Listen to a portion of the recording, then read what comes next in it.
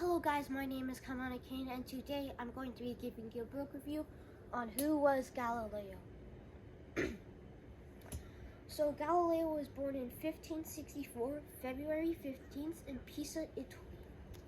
And he really grew up being a very smart person and very a person who liked to experiment a lot. So since dominoes weren't popular or they didn't even exist, so maybe Galileo would take two planks of wood, put them together, and maybe he'd knock both of them down just to see what happened. That's the type of person Galileo is. He liked to experiment a lot. So Galileo grew up kind of being that way. And once he grew up, he went to a university and he asks a lot of questions. And so many questions that the teachers some of the teachers, Galileo was their favorite student, but some of the teachers, Galileo was their least favorite student. Because some teachers want their students to strive to learn, but some of their teachers just don't want to be interrupted and to learn. So that was the type of person Galileo was. And then, since he did a lot of experimenting, why not do a little tad of inventing? So at that time, Galileo invented the thing called a balance. And a balance is basically like a long stick that goes up the middle and kind of curves in this shape. So you have a brass plate here and a brass plate here. And he also said he built it a way to make if things are in the air and one thing's in the water, he made sure it weighed the same. Even though they had to be the same weight, they couldn't just be one gigantic ton rock versus a one pebble. It actually had to be fair. So Galileo got hired in 1589 and he teaches mathematics at University of Pisa.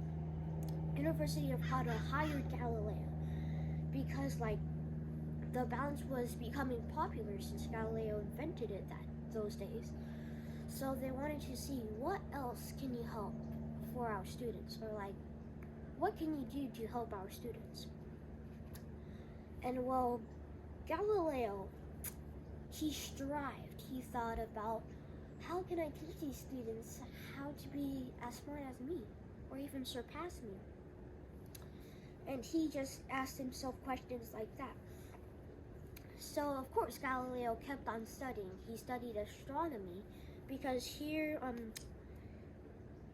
in the end of the book and the end of Galileo's life, he does the right thing, but a church those days, if they didn't agree with the new theory, air is white or something, they would have to die or put under a house of arrest, which is what Galileo got.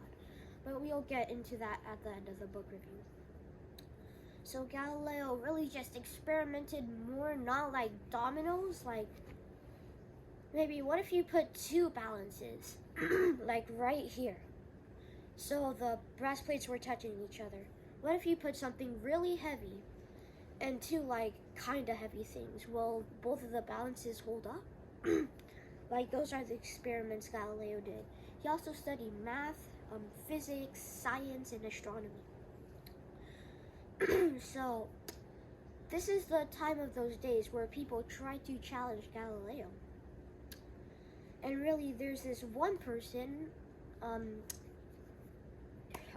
his name is mentioned in the book, and basically, he went to the top of the Leaning Tower of Pisa, and he dropped, and so the unknown name scientist, we'll call him that, he dropped a 10-pound ball, and he said, this will fall faster than a 1-pound ball. So Galileo put it to the test because he knew he was already right. He said, it's not as simple as if something is heavier than something else, it's gonna fall faster. He said it's the gravitational pull. there was no gravitational pull, we would be just flying in the air, not being able to control ourselves, kind of like the moon.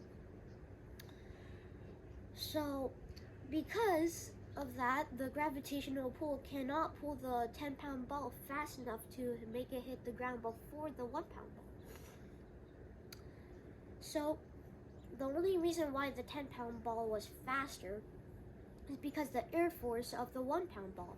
Because, like, say if this was like a pound, like the air is actually pushing it back when I drop it. But if I had like 10 of these wrapped in one bag, it'd fall like, because the air force has a different force of air depending on how heavy or how big the object is. So Galileo proved that scientist wrong, and now he had to do a bunch of other stuff with some other scientists, like, what if you put 2 things in water? Though I tested and those things, and on a balance, those don't do the same. And he literally just showed them right then and there. Oh my god, people those days. So then he agreed with this theory. I believe the name was Copernicus. He believed with the theory of Copernicus, and well, because people those days believed that Earth was the center of the galaxy, the center of the universe, center of everything. But no, it's not. We know these days. We know that Earth orbits the sun, Mars orbits the sun, Mercury orbits the sun.